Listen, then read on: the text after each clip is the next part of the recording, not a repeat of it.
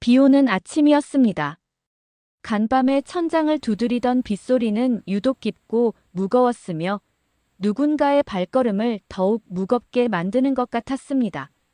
서울 도심의 한복판, 고층 빌딩 사이에 자리한 비안 디자인 스튜디오의 로비에는 이른 시간임에도 불구하고 수십 명의 젊은이들이 이미 줄을 서 있었습니다. 그들은 마치 패션쇼를 방불케 하는 복장을 하고 있었으며 서로의 포트폴리오를 확인하며 은근한 경쟁심을 드러내고 있었습니다. 고가의 맥북, 애플 펜슬, 최신형 태블릿과 LED, 백라이트가 빛나는 전자기기들이 이들의 손에 들려 있었으며 그 눈빛은 마치 오늘 이 자리를 위해 몇 달간 모든 걸 준비한 사람들처럼 단단하고 야망으로 가득 차 있었습니다. 그들 사이로 낡은 운동화를 신고 조심스럽게 들어서는 한 여학생이 있었습니다.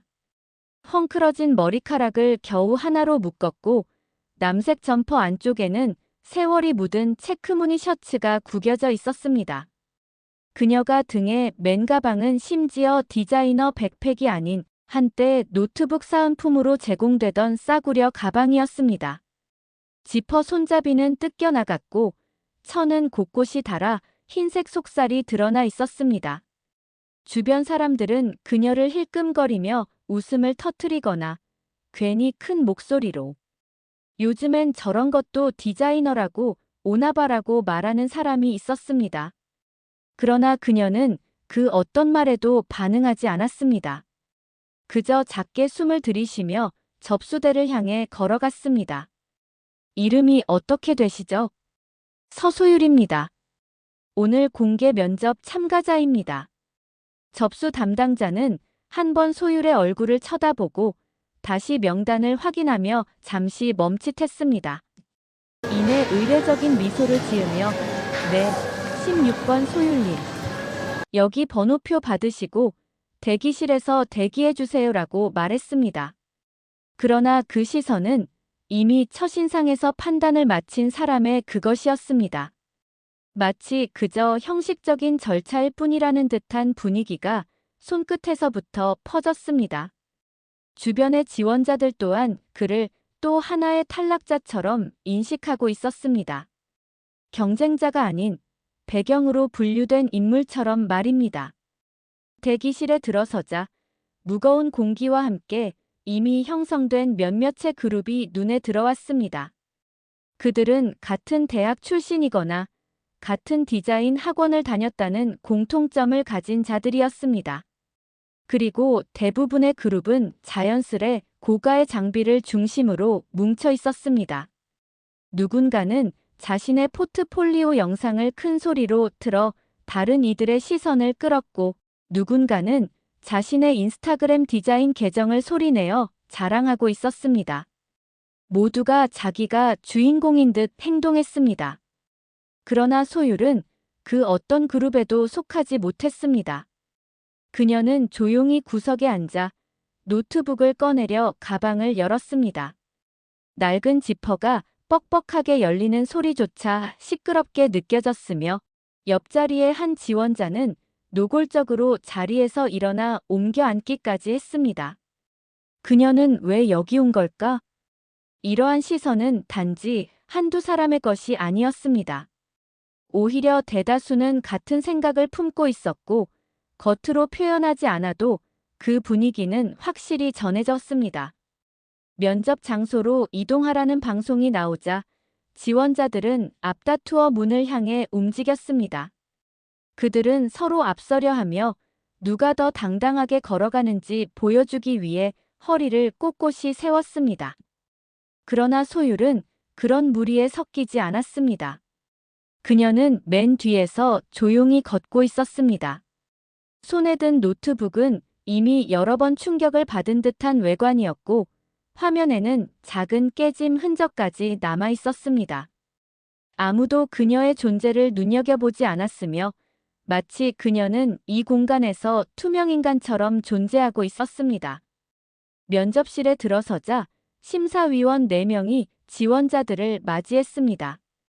그들은 업계에서 꽤나 알려진 디자이너들이었으며 모두 세련된 옷차림과 날카로운 눈매를 가진 이들이었습니다.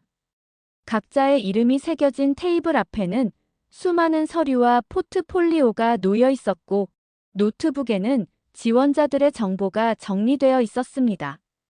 그리고 그 가운데 가장 젊은 심사위원이 소유를 보며 처음으로 작은 미간의 찡그림을 드러냈습니다.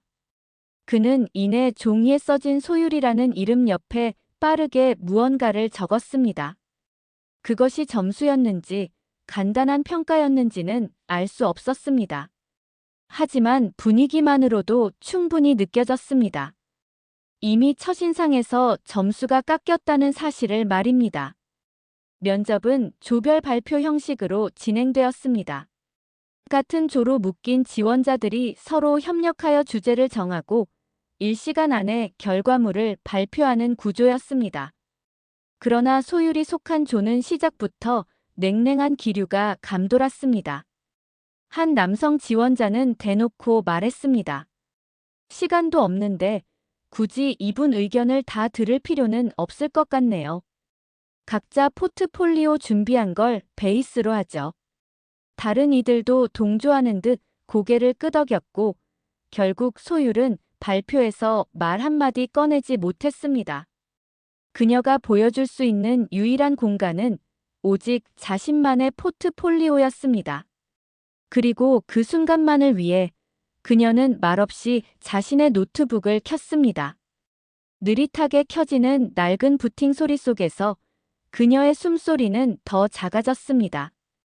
아무도 그녀에게 기대하지 않았습니다. 오히려 어떻게 망가질지에만 관심이 있었습니다. 그러나 그 누구도 몰랐습니다.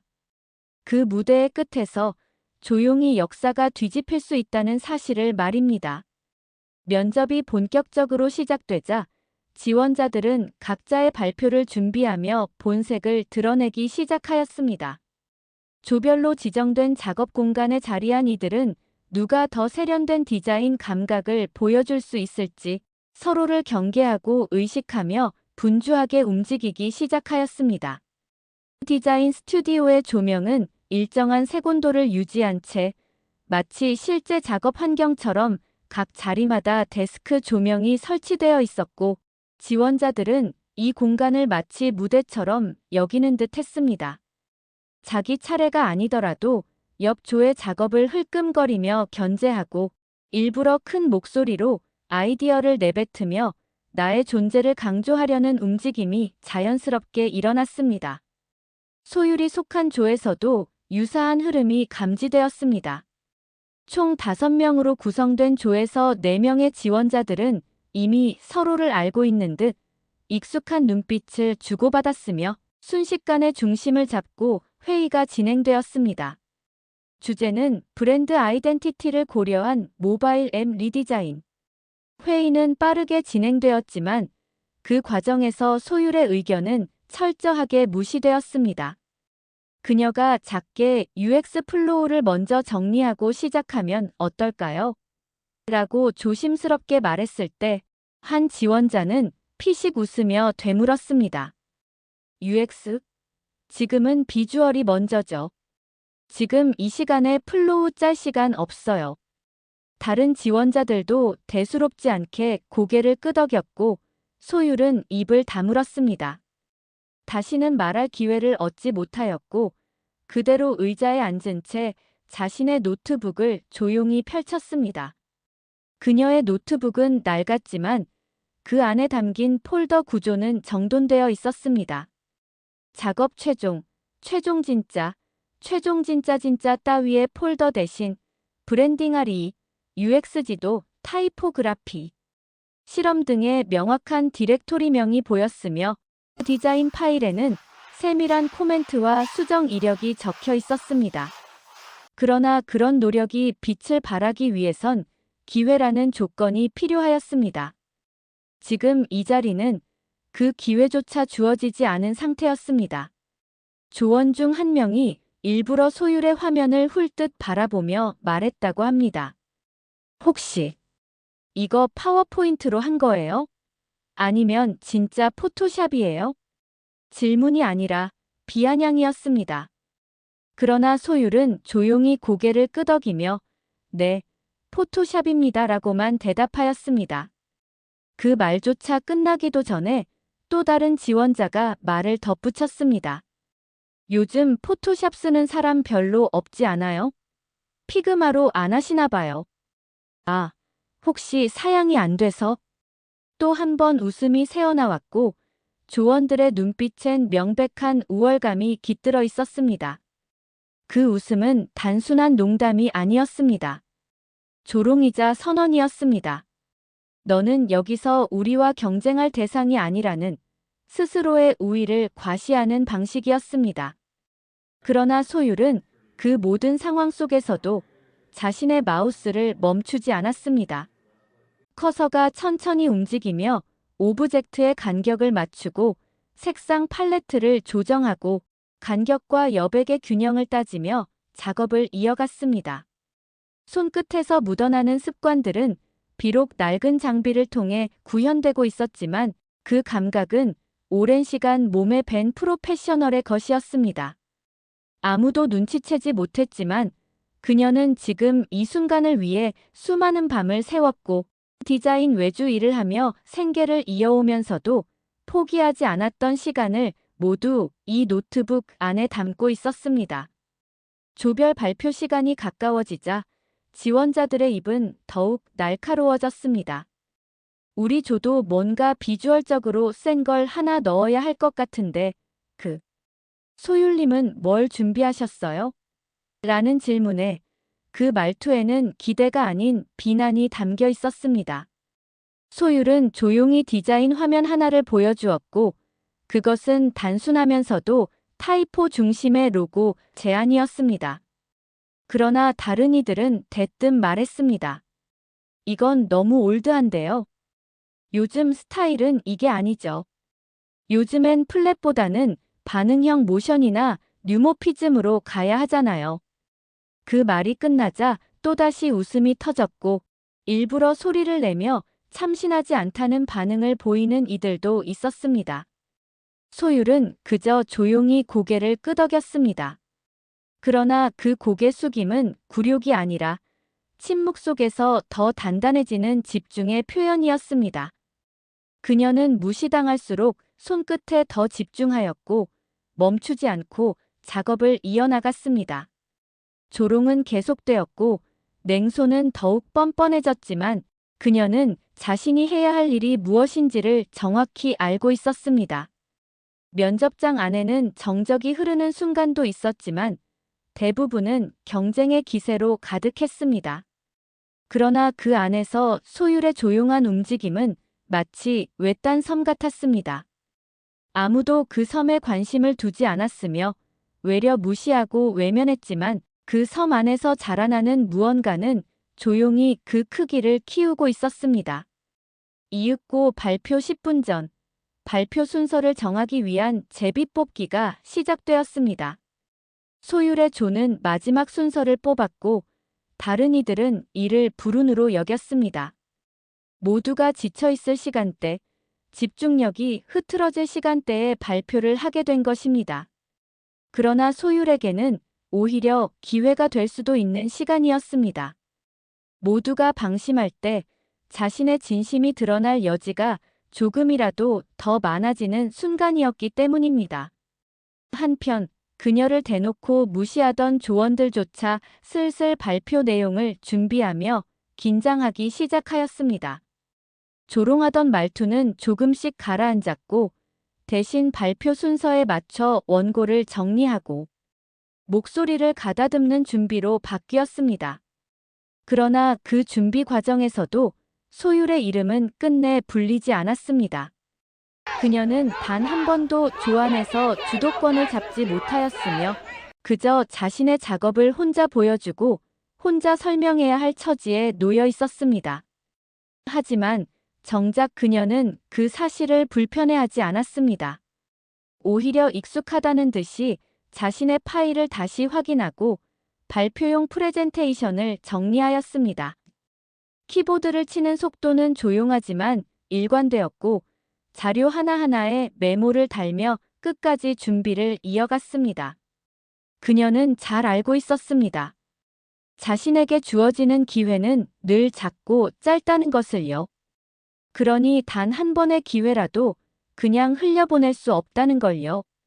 누군가는 수십 번의 리허설 끝에 여유를 부리고 있을지 몰라도 자신은 그 한 번에 모든 것을 쏟아야 했습니다. 그래서 지금 그녀는 누구보다 진지하게 마우스를 잡고 있었습니다. 아무도 기대하지 않는 이 자리에서 단 한 사람만큼은 자신을 믿어야 한다고 생각하였습니다.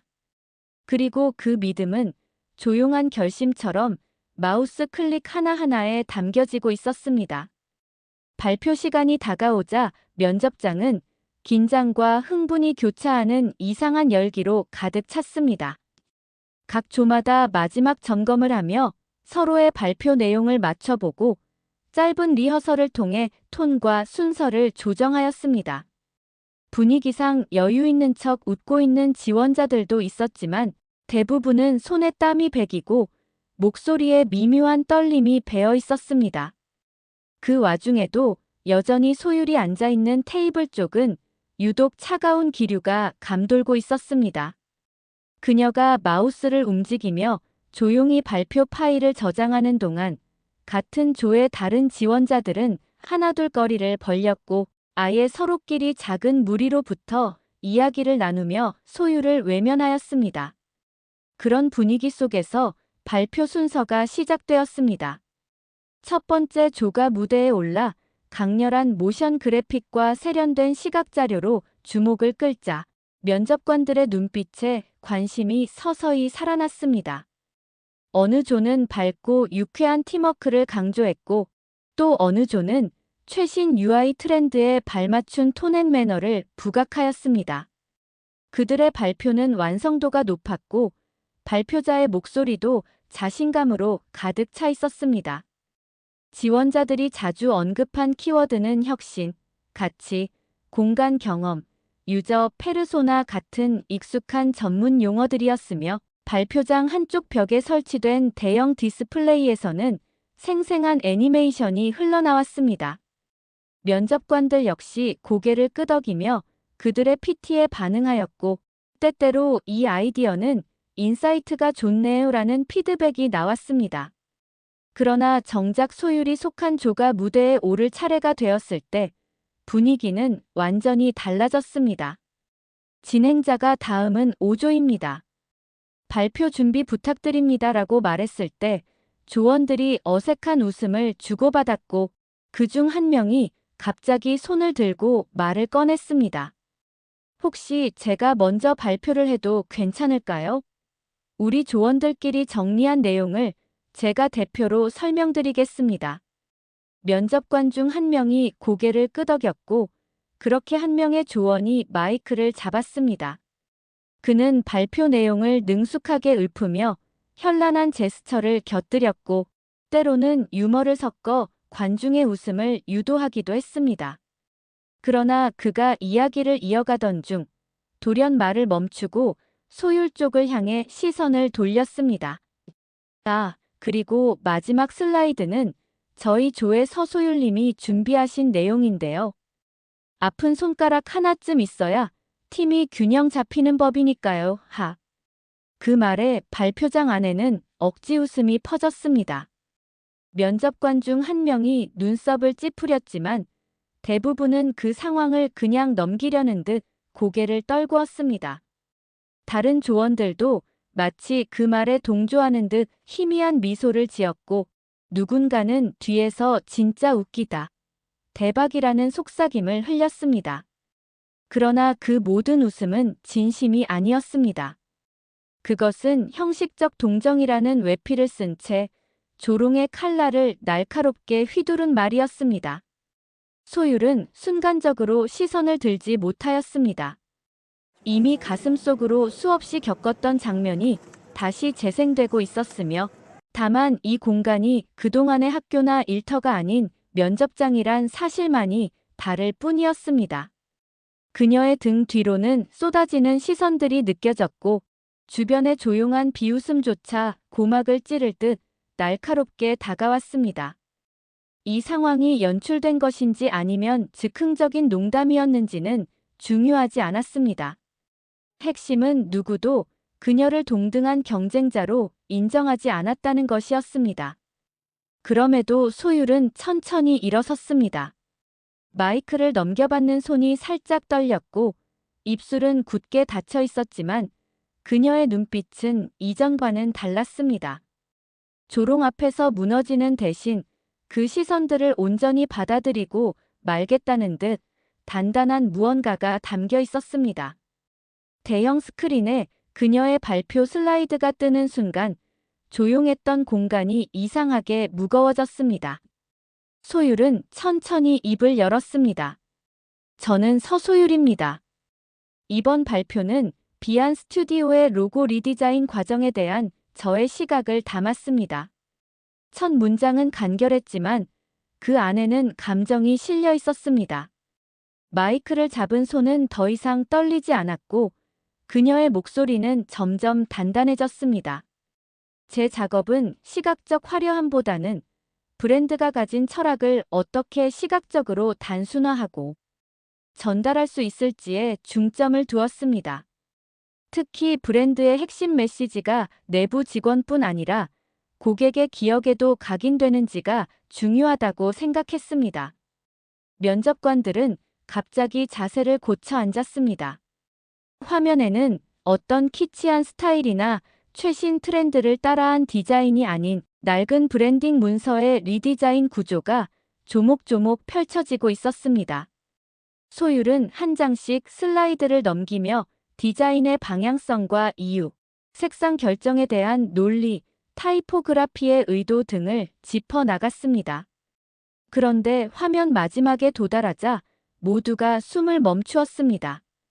그 마지막 슬라이드에는 현재 비안 디자인 스튜디오가 실제로 사용하고 있는 로고가 정중앙에 떴습니다. 그리고 그 아래에는 이렇게 적혀 있었습니다. 비안 로고 리디자인 프리랜서 디자이너 서소율 2022년 11월 외주 프로젝트. 순간 면접장의 분위기가 급변하였습니다. 좌중은 침묵에 잠겼고 앞서 소율을 조롱했던 조원들조차 무언가를 잘못 본 것은 아닌지 화면을 다시 바라보았습니다. 면접관들 중 가장 나이가 많은 중년 남성이 자리에서 천천히 일어났습니다. 그는 믿을 수 없다는 듯 소율을 바라보다가 조용히 물었습니다.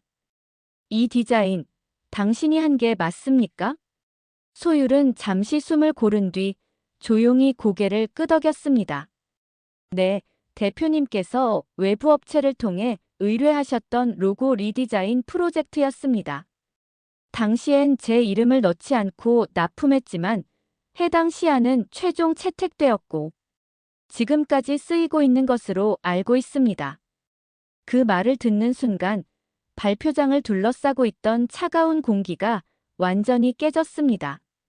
누군가는 입을 벌린 채 말을 잇지 못했고 누군가는 고개를 숙이며 눈을 질끈 감았습니다. 면접관들의 눈빛은 완전히 달라졌으며 대표 역시 조용히 자리로 다가와 그녀 앞에 섰습니다. 그 작업 기억합니다. 당시 디렉터가 외주 관리했던 프로젝트였죠. 완성도 높았던 디자인이었습니다.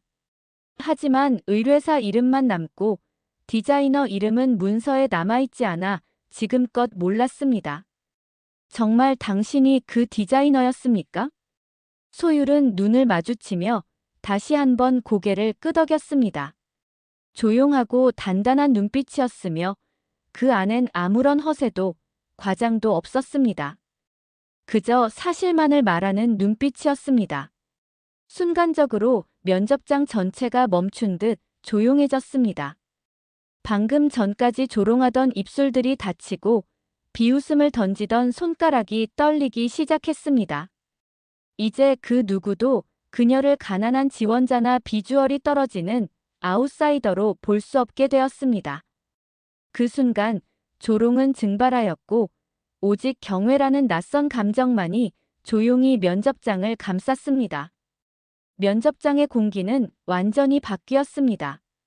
방금 전까지만 해도 소율의 존재를 모른 척하던 사람들이 하나둘 그녀를 똑바로 보기 시작했습니다.